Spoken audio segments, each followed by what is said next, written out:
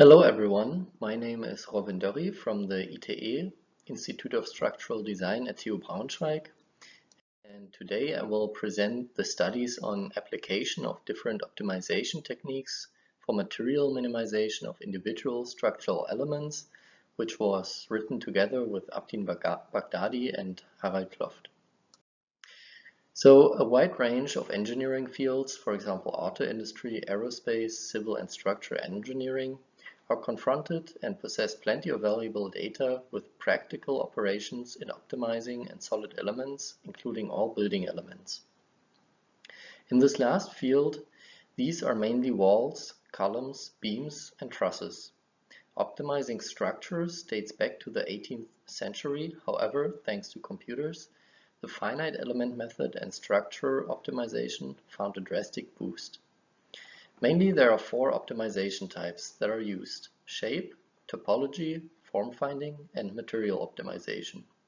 For example, shape optimization is not about moving the elements to find an optimum configuration, but mainly to improve the performance of the elements, to increase the stiffness or avoid the material with low stress to reduce the amount of material. So which of these methods is better or even the best, and what is the final goal of each individual optimization? Which brings us to our main question we want to present today. At the ITE we focus on construction elements, so we investigated which of these optimization techniques performs better in which scenario. We compared four types of construction elements: wall, beam, column, and a segmented wall. For these calculations we used Abacus as tool for FEM analysis. In combination with that, also eyesight was used for managing an automated optimization analyzation process. Furthermore, MATLAB was also used for optimization algorithms and analysis methods. And additionally, PSO, particle swarm optimization, was introduced for offering solution in n-dimensional environments. And finally, SAP 2000 as a powerful structural calculator was used to compare the stiffness of the results of each applied optimization technique. In this regard, a parameter, CO, that limitedly compares the deformation and volume in them was calculated. And the lower the number, the better it was. So in this first step, we're focusing on structural walls. In all examples, in-plane vertical and horizontal loads were applied on the top side of each element. For this purpose, four distinct optimization methods on the same initial geometry and load type were employed. The first optimization took place in MATLAB. Then the first method was defined by interfacing PSO to the stiffness matrix of a beam made by assembling 10 elements and 20 nodes.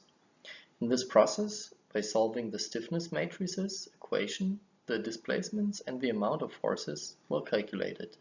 You can see those four approaches on the right side. The target of this optimization was to reduce the volume but increase the stiffness of the element.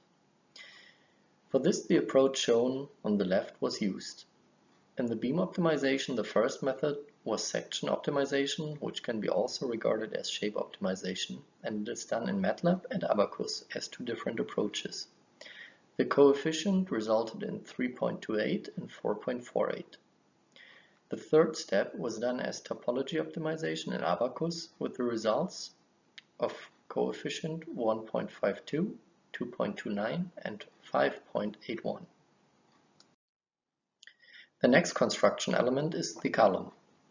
Here we investigated three approaches. The first two were executed manually based on pre-estimated optimum sections.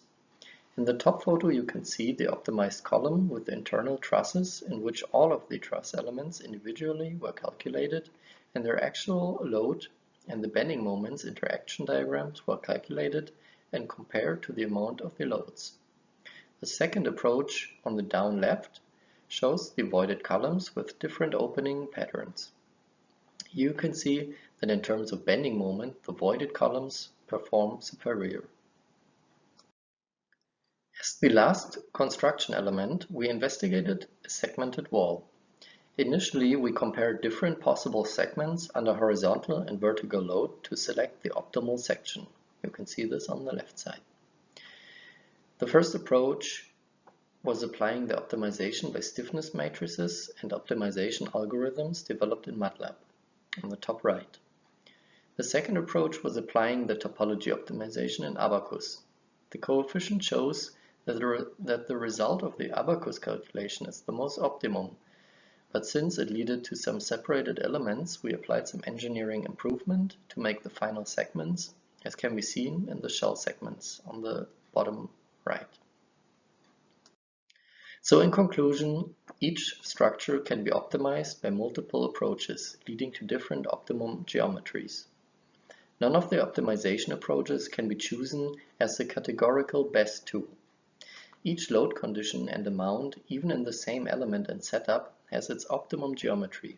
Hence, due to the structural load combinations and moving loads, only a semi-multi-objective optimization method that takes the load ranges as the optimization targets can be practical. So thank you for your attention and enjoy the rest of the conference. Thank you.